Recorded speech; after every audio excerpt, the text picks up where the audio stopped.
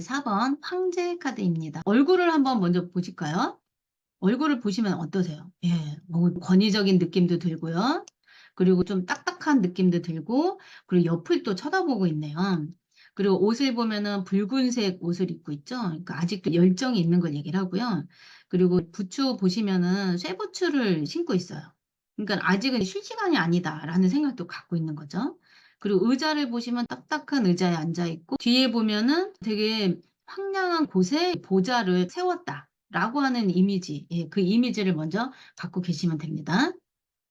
이 황제 카드는요, 자수형가형한테서 많이 나와요. 그래서 이제 보수적이기도 하고 개척 정신이 정말 뛰어나요. 그러니까 정신력이요, 남다르다라고 보시면 되고요. 그리고 고집도 있고 완고한 편이고요. 책임감이 강하고요. 신념도 강해요. 거기에다가 자존심까지 강해요. 예, 엄청 단단한 분이죠. 그리고 자신의 말을 믿고 따르도록 강요할 수도 있고요. 사회적인 성공이나 야망도 크신 분이에요. 그래서 실제로 성공한 사람들한테 많이 나오는 카드이기도 합니다. 자, 키워드 보시면은요, 리더십이 있고 고집스러워요. 그리고 이제 좀 단호한 면도 있고 강한 신념도 있고요. 자존심 되게 세죠. 예, 그리고 자수형가형입니다. 자, 직업을 보면은요, 개인 사업, 그리고 권한 있는 자리, 대기업, 정보기관, 법관, 군인. 예. 그래서 황제 카드가 나오는 분들은 대부분 좀 개인 사업 하는 분들이 진짜 많거든요. 근데 개인 사업을 안 하고요, 이제 직장에 이제 들어가 있는 분들 중에서는 야망이 크기 때문에 높은 자리까지 쭉 이제 올라가세요. 근데 이제 쭉 올라갔는데 거기에서 이제 뭘 느끼냐면 이제 한계를 느끼기도 하고요. 답답함을 느끼기도 하는 분들이 많아요. 왜냐면은 마인드 자체나 보는 어떤 시각이나 이런 게 CEO 시각이거든요. 그러다 보니까 이렇게 하면 더 돈이 많이 벌릴 것 같고, 이렇게 했을 때 더 잘 될 것 같고, 아, 인사권을 이렇게 하는 게 좋고, 이런 생각들이 있죠. 근데 이런 생각이랑 회사의 어떤 시스템이랑 나랑 안 맞아요. 그러면은 답답하기도 하고요. '아, 내가 내 사업을 해야 되겠다.' 이런 생각을 갖는 분들도 많다라는 거예요.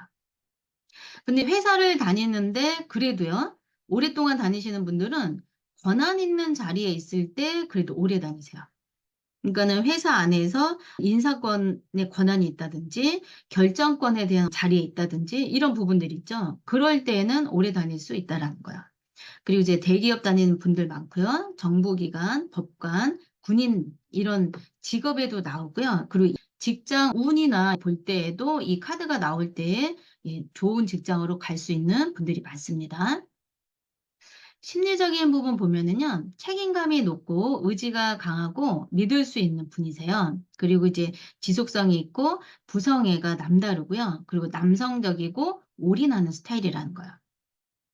연애 이제 보시면은 진지한 연애와 결혼, 그리고 현실적인 어떤 보상을 주고요.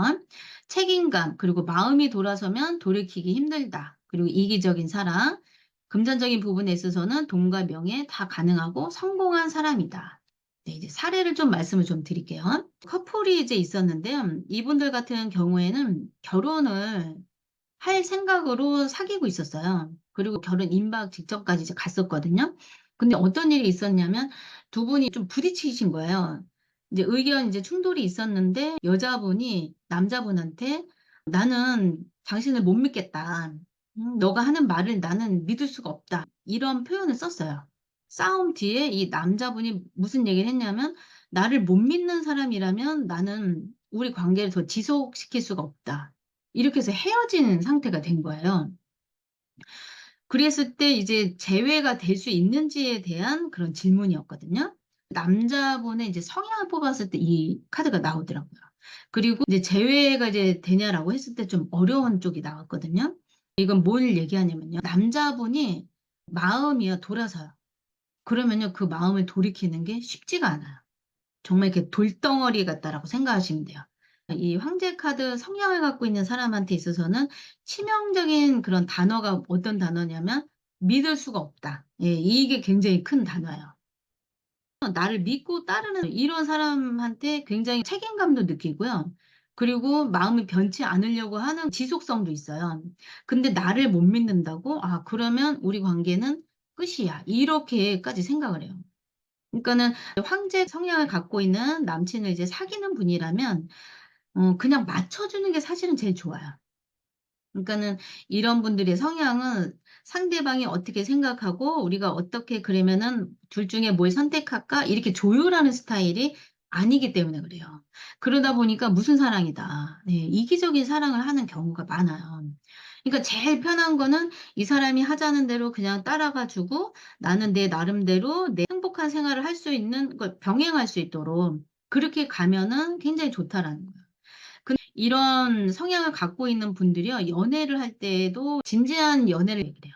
이제 연애를 할 때 서로 썸 타고 밀당도 하고 감정 소모도 있고 이런 걸 별로 좋아하질 않아요. 왜 그러냐면은 본인은 할 일이 너무 많아요. 사회적으로 내가 더 성공해야 되고 거기에 이제 힘을 들이고 올인을 해야 되는데 결혼을 하려고 하는데 그런 어떤 밀당이라든지 막 감정적인 소모 이런 걸 원치를 않다 보니까 그래서 이제 만났을 때 두세 번 만났는데 너무 마음에 들어요.